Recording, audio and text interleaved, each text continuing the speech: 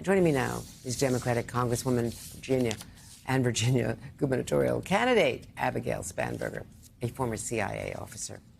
Congresswoman, it's great to see you. The president has been reluctant to allow Ukraine to do this, fearing it would escalate and bring the war to NATO, potentially. The allies have disagreed, the European allies. Where do you stand on it?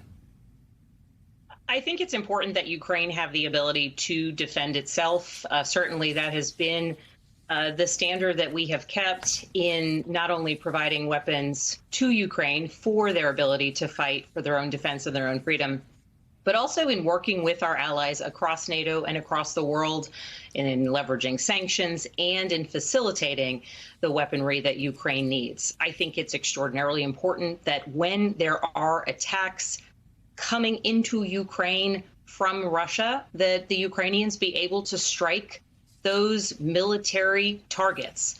And so I do think that the president should come to the decision to allow for this usage.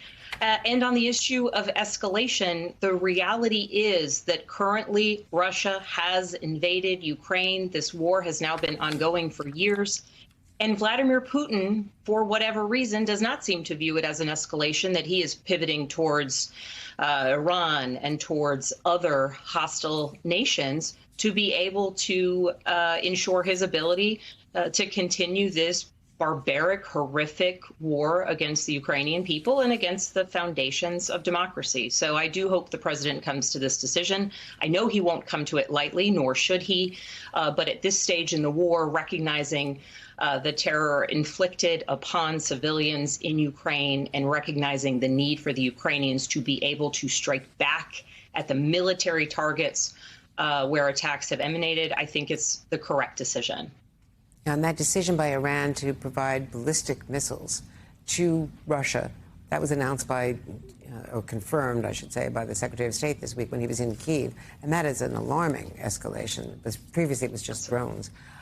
In a podcast this week, Congresswoman J.D. Vance, of course, Donald Trump's running mate, laid out how he believes a Trump administration could end the war in Ukraine. Let's watch.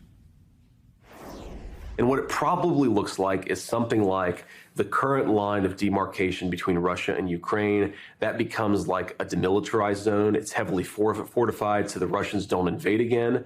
Ukraine remains its independent sovereignty. Russia gets the guarantee of neutrality from Ukraine. It doesn't join NATO. It doesn't join, some of these sort of allied institutions.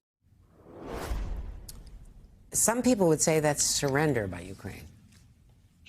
That sounds like surrender, giving up your territory, giving over your people, families to the country that has invaded them, that has killed them, that has kidnapped their children, just giving a portion of your country over. I mean, if one of our neighbors said, we want Texas or we want Michigan, would the United States just say, yeah, go ahead and take them? I mean, it sounds ridiculous, but in fact, that's what it is that he is proposing. And this is after years of violent assault on these Ukrainian communities, these Ukrainian families, these Ukrainian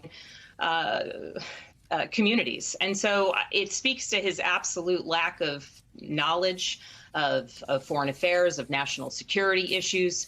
But importantly, it also speaks to his desire to not abide by kind of the basic tenets of democracy and freedom, which is he's looking at a country that's been invaded and says they should just walk away from their own people and their own obligations and their own desire to maintain their sovereignty and their freedom. It's just one more reason why J.D. Vance should absolutely not be the vice president of the United States and should absolutely not be one heartbeat away from the presidency. He's utterly unqualified, and this is yet just another statement that I think is disqualifying. And of course, Donald Trump said in the debate that he could end it right away, the war should end right away, which is another signal to Putin. Congresswoman Abigail Spanberger, thank you so much for being with us today.